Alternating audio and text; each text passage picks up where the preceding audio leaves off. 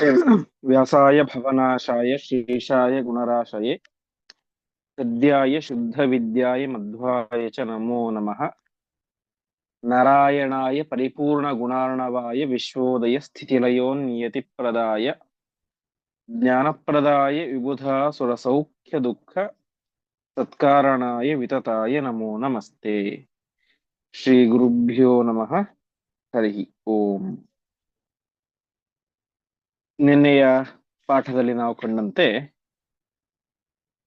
ಚತುರ್ಮುಖ ಬ್ರಹ್ಮದೇವರು ಅನ್ಯಾಹ ದೇವೀಃ ಸ್ವಾಪಯಿತ್ವಾ ಶರೀರೆ ತಸ್ಯಾಹ ಭಾರತ್ಯಾಹ ಪೂರ್ಣ ಭೋಗಾರ್ಥಮೇವ.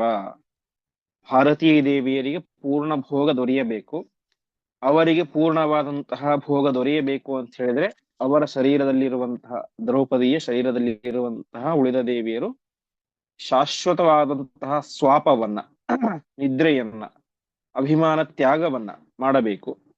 ಆ ಒಂದು ಹಿನ್ನೆಲೆಯಲ್ಲಿ ನಾರದರ ಮೂಲಕ ಒಂದು ಮಾತನ್ನ ಹೇಳಿ ಕಳಿಸಿದರು.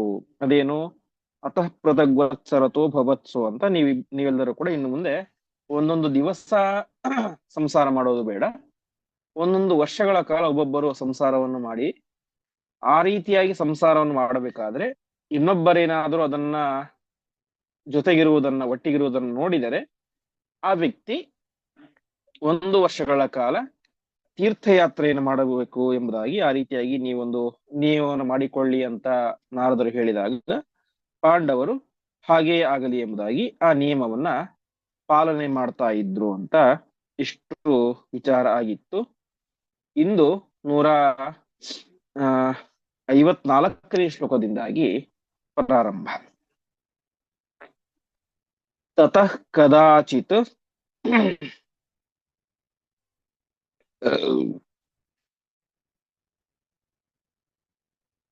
ಧರ್ಮರಾಜೇನ ಯುಕ್ತಾಂ ಶಸ್ತ್ರಾಗಾರೆ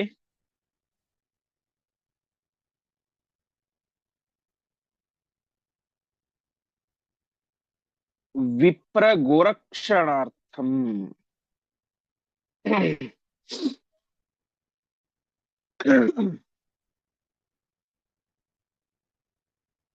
ಶಸ್ತ್ರಾದಿತ್ಸು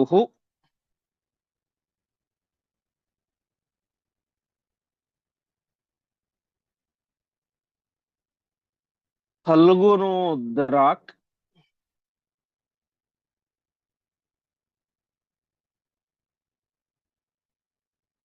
ಸಶಸ್ತ್ರೈಃ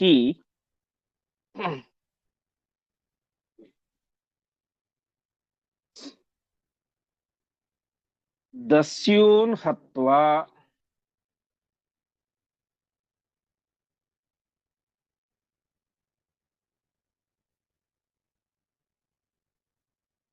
ತೀರ್ಥಯಾತ್ರೋನ್ಮುಖೋಭೂತ್.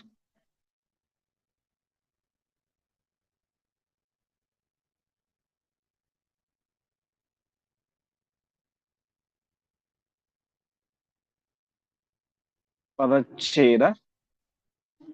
ತತಃ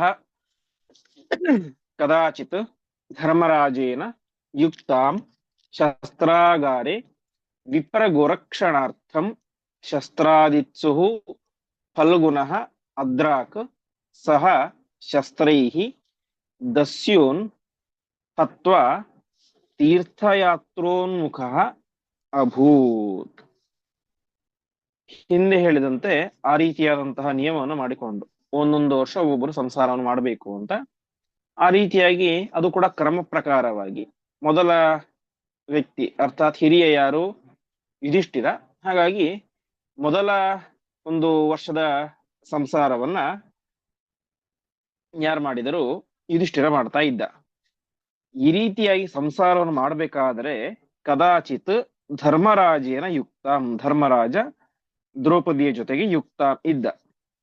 ಆ ಸಂದರ್ಭದಲ್ಲಿ ಏನಾಯ್ತು, ಆ ಇಂದ್ರಪ್ರಸ್ಥದ ಹತ್ತಿರದಲ್ಲಿ ಒಬ್ಬ ವಿಪ್ರ ಗೋರಕ್ಷಣಾರ್ಥಂ, ಒಬ್ಬ ಬ್ರಾಹ್ಮಣನ ಆಕಳುಗಳನ್ನ ಕಳ್ಳರು ಅಪಹಾರ ಮಾಡಿಬಿಟ್ಟಿದ್ರು. ಬ್ರಾಹ್ಮಣನ ಹಸುಗಳನ್ನ ಕಳ್ಳತನ ಆಗ್ಬಿಟ್ಟಿತ್ತು, ಯಾರೋ ಅಪಹಾರ ಮಾಡಿದ್ರು. ಆ ಸಂದರ್ಭದಲ್ಲಿ ಆ ಬ್ರಾಹ್ಮಣ ಬಂದು, ಹೀಗೆ ನನ್ನ ಹಸುಗಳು ಕಳ್ಳತನ ಆಗಿವೆ, ನೀವೇ ಹೇಗಾದ್ರೂ ಕೊಡಿ, ಮಾಡಿ ಹುಡುಕಿ ಕೊಡಬೇಕು ಅಂತ ದೂರನ್ನ ಕೊಟ್ಟ. ತಕ್ಷಣದಲ್ಲಿ ಅರ್ಜುನ ಏನ್ ಮಾಡ್ತಾನೆ, ನಾನು ಹೋಗಿ ಆ ಆಕಳುಗಳನ್ನ ಹುಡುಕಿಕೊಂಡು ಬರ್ತೇನೆ, ದುಷ್ಟರ ನಿಗ್ರಹವನ್ನು ಮಾಡ್ತೇನೆ ಅಂತ ಹೇಳಿ ಹೊರಟ. ಹೊರಡ್ಬೇಕಾದ್ರೆ ನೋಡ್ತಾನೆ, ಕೈಯಲ್ಲಿ ಶಸ್ತ್ರಾಸ್ತ್ರಗಳೇ ಇಲ್ಲ. ಶಸ್ತ್ರಾಸ್ತ್ರಗಳು ಎಲ್ಲಿ ಇತ್ತು ಅಂತ ಹೇಳಿದ್ರೆ, ಆ ದ್ರೌಪದಿ ಮತ್ತು ಧರ್ಮರಾಜರು ಎಲ್ಲಿ ಇದ್ದುಕೊಂಡು ಒಟ್ಟಿಗೆ ಇದ್ರಲ್ಲ, ಆ ಒಂದು ಆ ಒಂದು ಕೋಣೆಯಲ್ಲಿ ಅಥವಾ ಆ ಒಂದು ಅರಮನೆಯಲ್ಲಿ ಆ ಶಸ್ತ್ರಾಸ್ತ್ರಗಳಿದ್ದವು. ಹಾಗಾಗಿ ಈಗ ಏನ್ ಮಾಡ್ಬೇಕು, ಒಬ್ಬ ಬ್ರಾಹ್ಮಣನ ಗೋವುಗಳನ್ನ ಯಾರೋ ಕಳ್ಳತನ ಮಾಡಿಕೊಂಡು ಹೋಗ್ಬಿಟ್ಟಿದ್ದಾರೆ, ಅದನ್ನ ರಕ್ಷಣೆ ಮಾಡಬೇಕು. ರಕ್ಷಣೆ ಮಾಡಬೇಕು ಅಂದ್ರೆ ಏನ್ ಮಾಡ್ಬೇಕು, ಕೈಯಲ್ಲಿ ಶಸ್ತ್ರಗಳು ಬೇಕು. ಶಸ್ತ್ರಗಳಿರೋದೆಲ್ಲಿ, ಆ ಒಂದು ಇದರಲ್ಲಿ ಆ ದ್ರೌಪದಿ ಮತ್ತು ಧರ್ಮರಾಜರು ಒಟ್ಟಿಗೆ ಇರುವಂತಹ ಸ್ಥಳದಲ್ಲಿ ಅಲ್ಲಿ ಶಸ್ತ್ರಾಸ್ತ್ರಗಳಿದ್ದಾವೆ. ಹಾಗಾಗಿ ಏನ್ ಮಾಡಿದ, ತಾನು ನೇರವಾಗಿ ಅಲ್ಲಿಗೆ ಹೋದ. ಅರ್ಜುನನಿಗೆ ಆ ವಿಚಾರ ಗೊತ್ತಿತ್ತು, ಅಲ್ಲಿ ಧರ್ಮರಾಜ ಮತ್ತು ದ್ರೌಪದಿಯರು ಅಲ್ಲಿ ಇದ್ದಾರೆ ಅಂತ ವಿಚಾರ ಗೊತ್ತಿತ್ತು. ಆದರೆ ಗೊತ್ತಿದ್ದರೂ ಕೂಡ ಅನಿವಾರ್ಯದ ಪ್ರಸಂಗ, ಗೋವುಗಳ ರಕ್ಷಣೆ ಆಗಬೇಕು.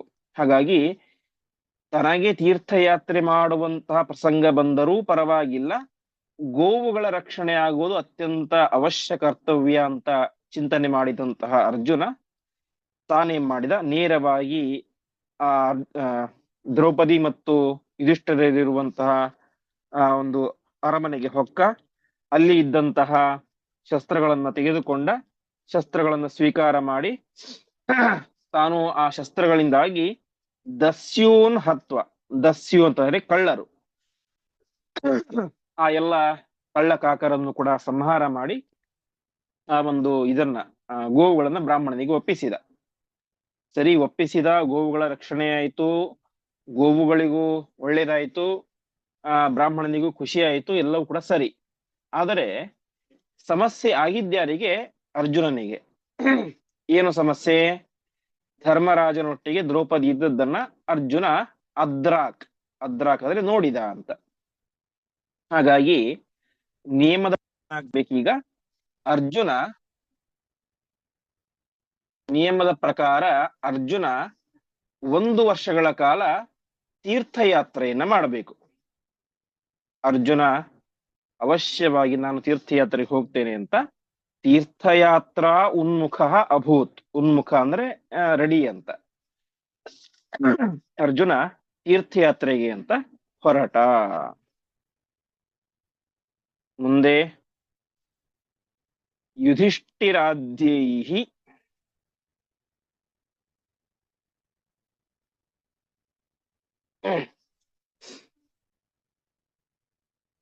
ಸೌಹೃದಾತ್ ವಾರಿತೋಪಿ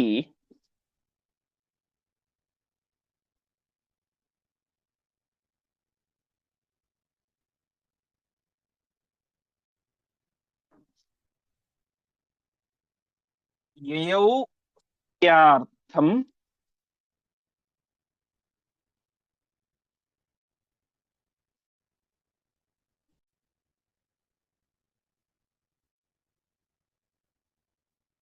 ಸಕದಾಚಿತ್ ದ್ಯುನದ್ಯಾಂ.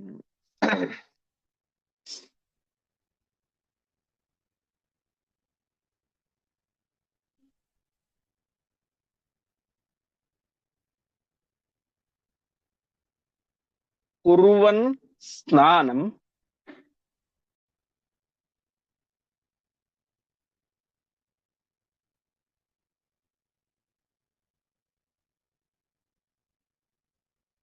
ಮಾಯೆಯ ನಾಗವಧ್ವ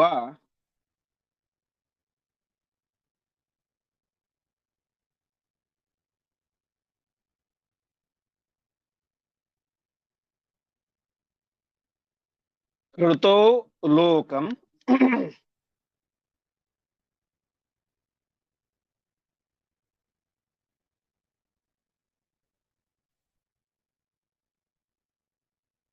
ಭುಜಗಾನಾಂ ಕ್ಷಣೇನ.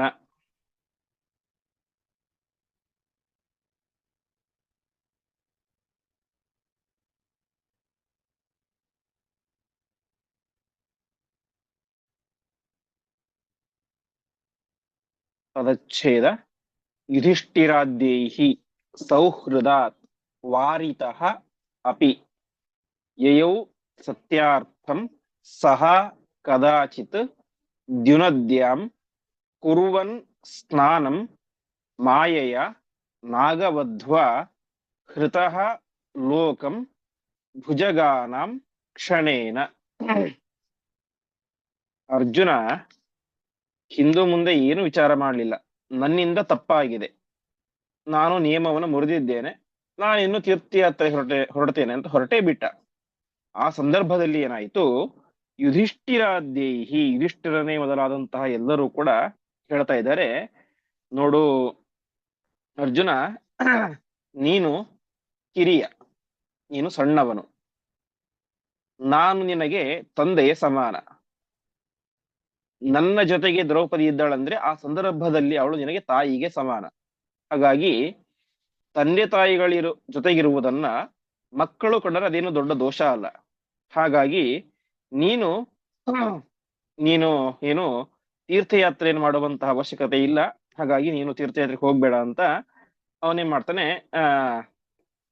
ಸೌಹೃದ ಅಂದ್ರೆ ಪ್ರೀತಿ, ಅಂದ್ರೆ ಅರ್ಜುನನ ಮೇಲೆ ವಿಶೇಷವಾದಂತಹ ಪ್ರೀತಿ ಪ್ರತಿಯೊಬ್ಬರಿಗೂ ಕೂಡ. ಹಾಗಾಗಿ ಅವರೆಲ್ಲರೂ ಕೂಡ ಹೇಳ್ತಾರೆ, ಇನ್ನೇನ್ ಬಾರಿ ದೊಡ್ಡ ತಪ್ಪು ಮಾಡಿಲ್ಲ, ಅಥವಾ ಅದು ಉದ್ದೇಶಪೂರ್ವಕವಾಗಿ ಮಾಡಿದ್ದೂ ಅಲ್ಲ. ಅದರ ಹಿನ್ನೆಲೆಯಲ್ಲಿ ಇರುವಂತಹ ಉದ್ದೇಶ ತುಂಬಾ ದೊಡ್ಡ ಉದ್ದೇಶ. ಗೋವುಗಳ ರಕ್ಷಣೆ ಆಗಬೇಕು ಅಂತ ನೀನು ಆ ರೀತಿಯಾಗಿ ಮಾಡಿದ್ದೀಯ.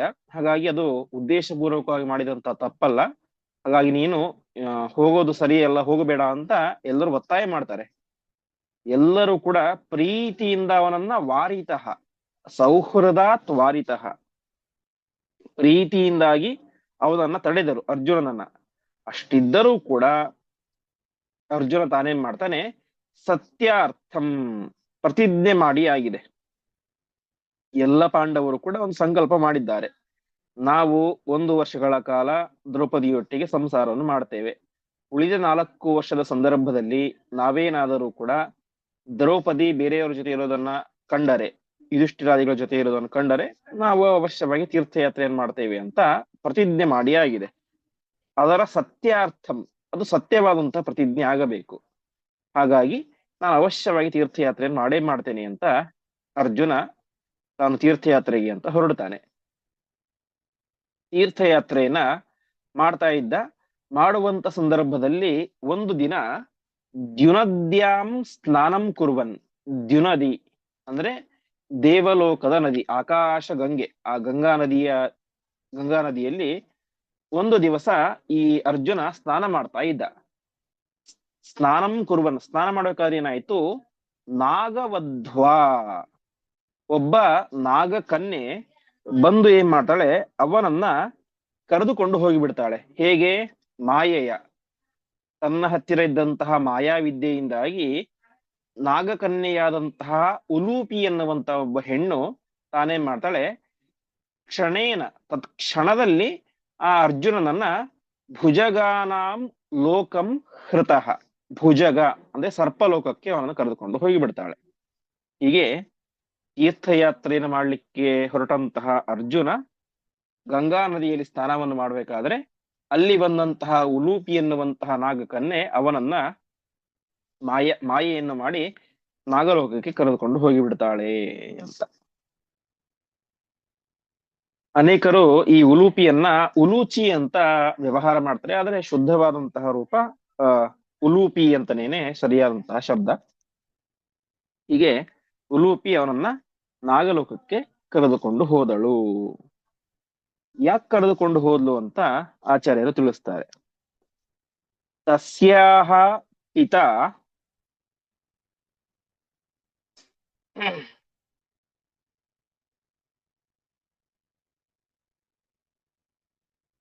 ಗರುಡೇನಾತ್ತಪತ್ಯು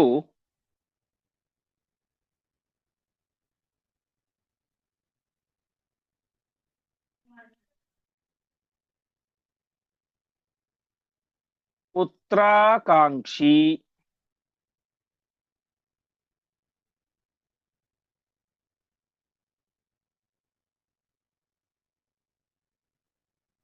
ಚೋದಯಾಮಾಸ ಪಾರ್ಥಂ.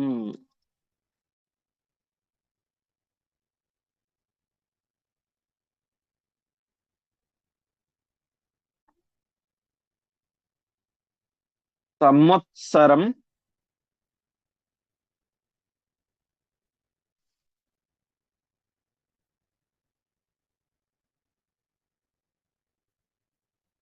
ಬ್ರಹ್ಮಚರ್ಯೇತು ಪಾರ್ಥೈಃ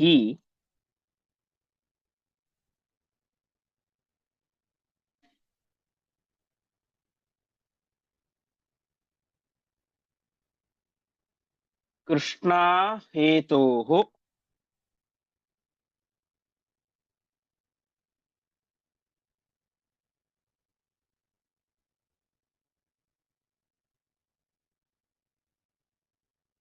ಸಮಯೇ ಸಾಧುಬದ್ಧಂ.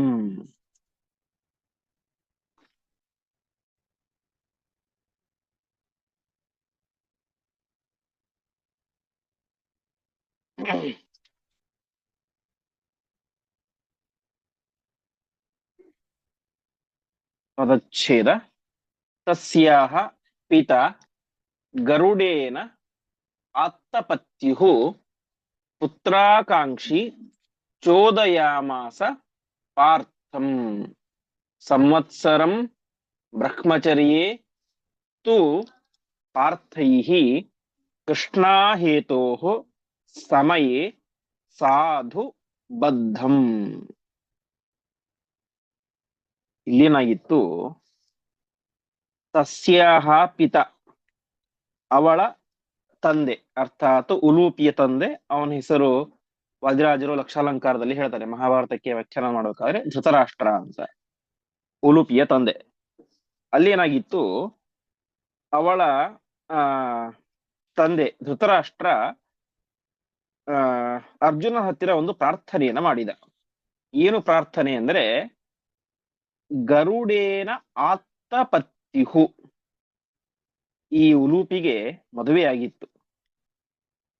ಮದುವೆಯಾದ ಸ್ವಲ್ಪವೇ ಸಂದರ್ಭದಲ್ಲಿ ಗರುಡ ಬಂದು ಅವಳ ಗಂಡನನ್ನ ಆತ್ತಪತ್ಯುಹು ತಿಂದು ಹಾಕಿಬಿಟ್ಟ. ಆತ್ತ ಪತಿ, ಅವಳ ಗಂಡನನ್ನ ಆತ್ತ ತಿಂದು ಹಾಕಿಬಿಟ್ಟ. ಹೀಗೆ ಗರುಡೇನ ಆತ್ತಪತ್ಯು, ಉಲೂಪಿಯ ಗಂಡನನ್ನ ಗರುಡ ತಿಂದು ಹಾಕಿದ್ದ.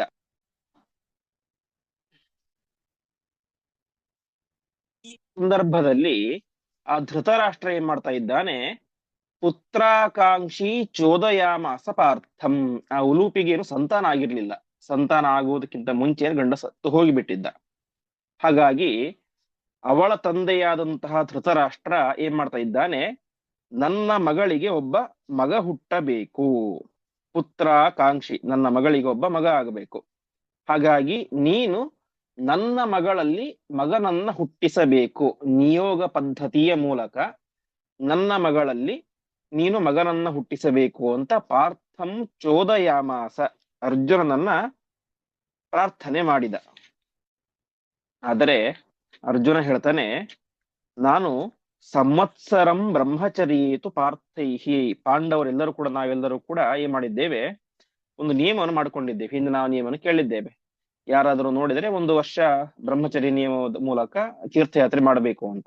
ಹಾಗಾಗಿ ನಾವು ಕೃಷ್ಣಾ ಹೇತೋಹೋ, ದ್ರೌಪದಿಯ ನಿಮಿತ್ತವಾಗಿ ನಾವು ಸಂವತ್ಸರಂ ಬ್ರಹ್ಮಚರ್ಯ, ಯಾರಾದರೂ ಕಂಡರೆ, ಅರ್ಥಾತ್ ಒಟ್ಟಿಗಿರುವುದನ್ನು ಕಂಡರೆ 1 ವರ್ಷಗಳ ಕಾಲ ಬ್ರಹ್ಮಚರ್ಯ ವ್ರತದ ಮೂಲಕ ತೀರ್ಥಯಾತ್ರೆಯನ್ನು ಮಾಡ್ತೇವೆ ಅಂತ ನಮಗೆ ಒಂದು ನಿಯಮ ಇದೆ. ಸಮಯೇ ಸಾಧು ಬದ್ಧ. ಸಮಯ ಅಂದ್ರೆ ನಿಯಮ ಅಂತ ನಮಗೊಂದು ರೂಲ್ಗಳನ್ನು ಹಾಕೊಂಡಿದ್ದೇವೆ, ಆ ನಿಯಮಗಳನ್ನು ಹಾಕೊಂಡಿದ್ದೇವೆ. ಹಾಗಾಗಿ ನಾನು ಈಗ ನಿಮ್ಮ ಮಗಳಲ್ಲಿ ಸಂತಾನೋತ್ಪತ್ತಿಯನ್ನ ಮಾಡ್ಲಿಕ್ಕೆ ಸಾಧ್ಯ ಇಲ್ಲ. ಯಾಕೆಂದ್ರೆ ನಾನು ಬರೀ ತೀರ್ಥಯಾತ್ರೆ ಅಂತ ನಿಯಮ ಇಟ್ಕೊಂಡ, ಬ್ರಹ್ಮಚರ್ಯದಿಂದಾಗಿ ತೀರ್ಥಯಾತ್ರೆ ಮಾಡ್ತೀನಿ ಅಂತ ನಿಯಮನ ಇಟ್ಕೊಂಡಿದ್ದೇನೆ. ಹಾಗಾಗಿ ಈಗ ಅದು ಸಾಧ್ಯ ಇಲ್ಲ ಅಂತ ಅರ್ಜುನ ಆ ನಾಗರಾಜನ ಮಾತನ್ನ ನಿರಾಕರಣೆ ಮಾಡಿದ. ಮುಂದೆ ಪುನಃ ಪುನಃ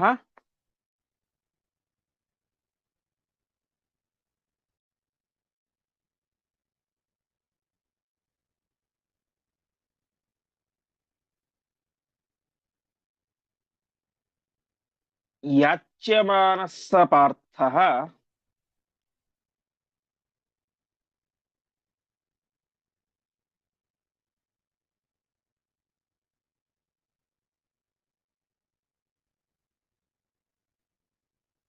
पुत्रार्थमस्याः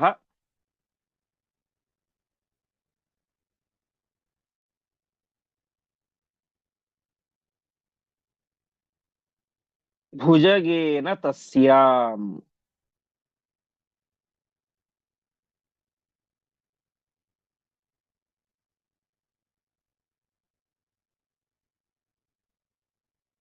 उत्पादयामास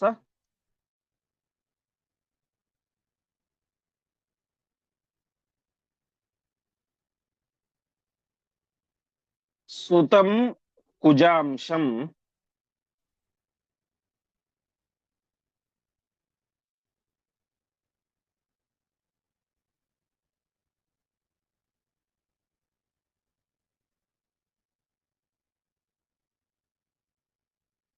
नाम्नेरावन्तम्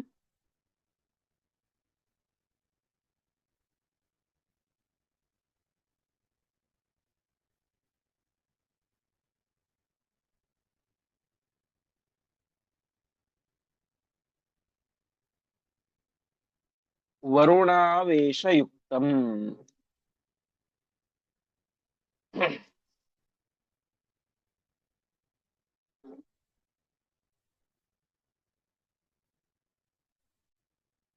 पदच्छेद पुनः पुनः याच्यमानः सः पार्थः पुत्रार्थम् अस्याः भुजगेन तस्याम् उत्पादयामास सुतं कुजांशं नाम्ना इरावन्तं ವರುಣಾವೇಶಯುಕ್ತಂ. ಆದರೆ ಆ ನಾಗರಾಜ ಉಲೂಪಿಯ ತಂದೆ ಬಿಡ್ತಾನೇ ಇಲ್ಲ. ಪುನಃ ಪುನಃ ಯಾಚ್ಯವನ, ಮತ್ತೆ ಮತ್ತೆ ನೀನು ಪ್ರಾರ್ಥನೆ ಮಾಡ್ತಾ ಇದ್ದ, ನನ್ನ ಮಗಳಲ್ಲಿ ನೀನು ಮಕ್ಕಳನ್ನು ಹುಟ್ಟಿಸಬೇಕು ಅಂತ ಅನೇಕ ರೀತಿಗೆ ಪ್ರಾರ್ಥನೆ ಮಾಡಿದ. ಕೊನೆಗೆ ಅಷ್ಟು ಪ್ರಾರ್ಥನೆ ಮಾಡಿದ್ದನ್ನ ನೋಡಿ ಅರ್ಜುನನಿಗೆ ಕರುಣೆ ಬಂತು. ಕರುಣೆಯಿಂದ ಅವನೇನ್ ಮಾಡಿದ, ತಸ್ಯಾಂ ಪುತ್ರಂ ಸುತಂ ಉತ್ಪಾದಯಾಮಾಸ, ಅವಳಲ್ಲಿ ಒಬ್ಬ ಮಗನನ್ನ ಪಡೆದ. ಅವನ್ಯಾರು? ನಾಮ್ನಾ ಇರಾವಂತಂ, ಅವನ ಹೆಸರು ಇರಾವಾನ್ ಅಂತ. ಇರಾವಾನ್ ಕನ್ನಡದಲ್ಲಿ ಇರಾವಂತ ಅಂತ ಆಗುತ್ತೆ. ಇರಾವಾನ್ ಅಂತ ಅವನ ಹೆಸರು. ಅವನು ಮೂಲತಃ ಯಾರು ಅಂತಂದ್ರೆ ಕುಜಾಂಶಂ ವರುಣಾವೇಶಯುಕ್ತಂ.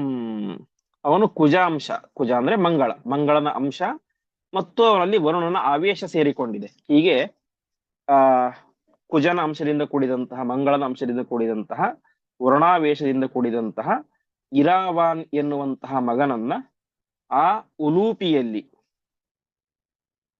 ಗಂಡನನ್ನ ಕಳೆದುಕೊಂಡಂತಹ ಒಬ್ಬ ವಿಧವಾ ಸ್ತ್ರೀಯಲ್ಲಿ ನಿಯೋಗ ಪದ್ಧತಿಯ ಮೂಲಕ ಅರ್ಜುನ ಹುಟ್ಟಿಸಿದ. ಇಲ್ಲಿ ಉಲೂಪಿಯಾಗಲಿ ಅಥವಾ ನಾಗರಾಜ ಧೃತರಾಷ್ಟ್ರನಾಗಲಿ ಪ್ರಾರ್ಥನೆ ಮಾಡಿದ್ದು ಸಂಸಾರ ಮಾಡು, ಮದುವೆ ಮಾಡಿಕೋ, ಹಾಗೆ ಹೀಗೆ ಅಂತಲ್ಲ. ಎರಡೂ ಶ್ಲೋಕದಲ್ಲಿ ಹೇಳುವಂತೆ ಪುತ್ರಾಕಾಂಕ್ಷಿ ಚೋದಯಾಮಾಸ ಪಾರ್ಥಂ ಪುತ್ರಾರ್ಥಮಸ್ಯಾಹ ಭುಜಗೇನ ತಸ್ಯಾಂ, ಕೇವಲ ಸಂತಾನವನ್ನು ಪಡೆಯಲಿಕ್ಕೋಸ್ಕರ ಮಾತ್ರ ಪ್ರಾರ್ಥನೆ ಮಾಡಿದ್ದು. ಆಗಿನ ಕಾಲದಲ್ಲಿ, ಆಗಿನ ಕಾಲದ ಧರ್ಮಶಾಸ್ತ್ರಗಳಿಗೆ ಅನುಗುಣವಾಗಿ ಇದ್ದಂತಹ ನಿಯೋಗ ಪದ್ಧತಿಯ ಮೂಲಕ ಮಾತ್ರ ಅಲ್ಲಿ ಮಕ್ಕಳನ್ನು ಪಡೀಲಿಕ್ಕೆ ಅಂತ ಪ್ರಾರ್ಥನೆ ಮಾಡಿದ್ದು ಹೊರತು ಮದುವೆ ಆಗುವಂತಹ ಯಾವ ವಿಚಾರಗಳಿಗೂ ಕೂಡ ಮಾಡಿದ್ದಲ್ಲ. ಇದನ್ನು ನಾವು ಗಮನಿಸಬೇಕು. ಮುಂದೆ ಗುಣಾಹ ಪಿತುಃ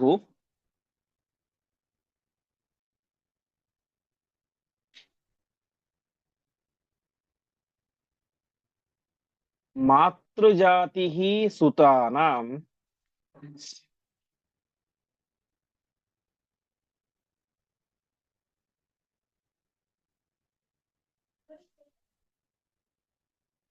ಯಸ್ಮಾತ್ ಸತಾಂ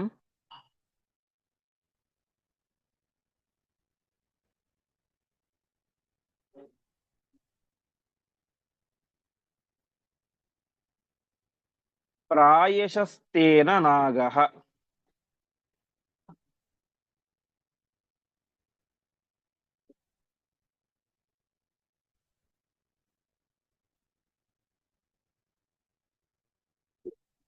ಬಲೀಚ ಪಾರ್ಥ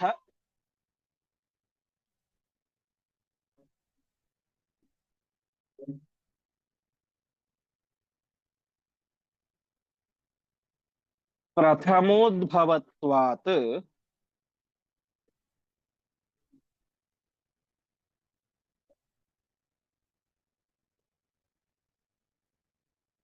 ಮಾಯಾವಿದ ಸ್ತ್ರೀ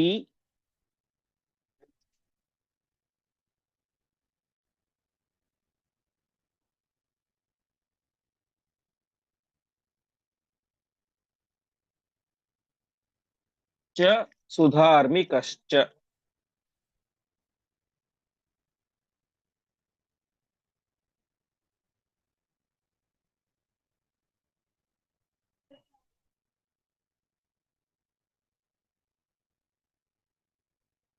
ಪದಚ್ಛೇದ ಗುಣಾಃ ಪಿತುಃ ಮಾತೃಜಾತಿಃ ಸುತಾನಾಂ ಯಸ್ಮಾತ್ ಸತಾಂ ಪ್ರಾಯಶಃ ತೇನ ನಾಗಃ ಬಲಿ ಚ ಪಾರ್ಥಪ್ರಥಮೋದ್ಭವತ್ವಾತ್ ಮಾಯಾವಿತ್ ಅಸ್ತ್ರೀ ಚ ಸುಧಾರ್ಮಿಕಃ ಚ. ಸಾಮಾನ್ಯವಾಗಿ ಶಾಸ್ತ್ರದಲ್ಲಿ ಒಂದು ನಿಯಮ, ಮಾತುರ್ಜಾತಿ ಪಿತುರ್ಗುಣಾಹ ಅಂತ. ಒಂದು ಗಂಡು ಸಂತಾನವೋ ಅಥವಾ ಹೆಣ್ಣು ಸಂತಾನವೋ ಆದರೆ ಅಲ್ಲಿ ಏನಾಗುತ್ತೆ, ಆ ಮಗುವಿಗೆ ತಾಯಿಯ ಜಾತಿ ಬರುತ್ತೆ ಮತ್ತು ಆ ಪಿತುಹು ಗುಣಾಹ, ತಂದೆಯ ಗುಣಗಳು ಬರ್ತಾವೆ ಅಂತ. ಇದು ಪ್ರಾಯಶಃ, ಇದು ಸಾಮಾನ್ಯವಾಗಿ ಅಂತ. ಕೆಲವೊಂದು ಕಡೆ ವಿರೋಧ ಎಂಬುದು ಇದ್ದೇ ಇರುತ್ತೆ, ಅಂದ್ರೆ ಬಹುತೇಕ ಆಲ್ಮೋಸ್ಟ್ ಈ ರೀತಿಯಾಗಿ ಇರುತ್ತೆ ಅಂತ. ಸುತಾನಾಂ ಪ್ರಾಯಶಃ, ಎಲ್ಲ ಸಂತಾನಗಳಿಗೂ ಕೂಡ ಸಾಮಾನ್ಯವಾಗಿ ಪಿತುಹು ಗುಣಾಹ, ತಂದೆಯ ಗುಣಗಳಿರ್ತಾವೆ, ಮಾತೃ ಜಾತಿ, ತಾಯಿಯ ಜಾತಿ ಎಂಬುದು ಇರುತ್ತೆ ಅಂತ. ಯಾರಿಗೆ? ಯಸ್ಮಾತ್ ಸತಾಂ, ಸಜ್ಜನರಿಗೆ, ಯೋಗ್ಯರಿಗೆ ಅಂತ. ಅಯೋಗ್ಯರಿಗೆ ಅಥವಾ ಸಜ್ಜನರಲ್ಲೂ ಕೂಡ ಕೆಲವೊಂದ್ಸಲ ವ್ಯತ್ಯಾಸ ಅನ್ನೋದಿರುತ್ತೆ. ಇದು ಸಾಮಾನ್ಯವಾದಂತಹ ನಿಯಮ. ಹೀಗೆ ಮಾತುರ್ಜಾತಿ ಪಿತೃಗುಣಾಹ ಅಂತ ಇಲ್ಲಿ ಏನಾದ. ಹಾಗಾಗಿ ತೇನ ನಾಗಹ, ಈ ಇರಾವಂತ ವಾಸ್ತವಿಕವಾಗಿ ಅರ್ಜುನನ ಮಗ, ಆದರೆ ತಾಯಿಯ ಜಾತಿ ಅವನಿಗೆ ಬಂತು, ಹಾಗಾಗಿ ಅವನು ನಾಗನಾಗಿಯೇ ಹುಟ್ಟಿದ. ಅಷ್ಟು ಮಾತ್ರ ಅಲ್ಲ, ಮಹಾಪರಾಕ್ರಮಶಾಲಿ ಆಗಿದ್ದ ಅಂತೆ.